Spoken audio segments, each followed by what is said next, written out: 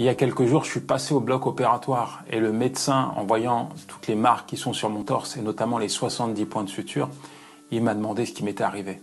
Alors je lui ai expliqué que j'avais reçu plusieurs coups de couteau, qu'on m'avait scié les côtes, etc. Et puis là, il m'a regardé, il m'a dit « Mais vous avez échappé de très près à la mort ?» Et là, je lui ai dit « Oui, mais heureusement que Dieu était là, parce que tout le monde pensait que j'allais mourir. Mais Dieu, lui, il avait décidé que j'allais vivre. » C'est bizarre la vie.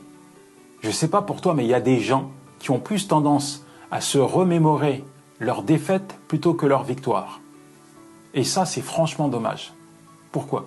Parce que quand tu repasses dans ton cœur les victoires que Dieu t'a accordées hier, ça te rend plus fort pour les combats que tu vas affronter demain. Prenons l'exemple de David qui va affronter Goliath.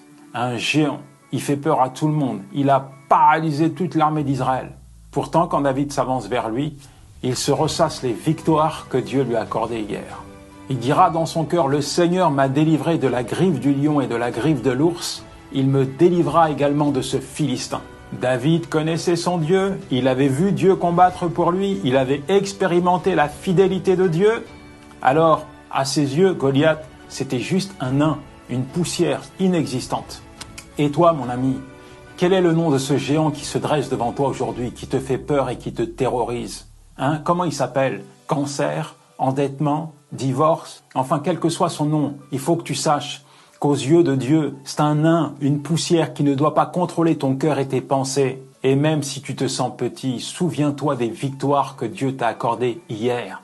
Elles sont là, au fond de toi, inscrites sur les tablettes de ton cœur. Alors tu vas réaliser que tu n'es pas petit parce que tu sers un Dieu qui est grand. Et là, tu vas commencer à te lever par la foi et affronter par la foi. Ne plus reculer, ne plus vaciller, mais aller de l'avant. Et même si tout le monde voit ta défaite, je t'assure que tu vas leur montrer la victoire que Dieu va t'accorder.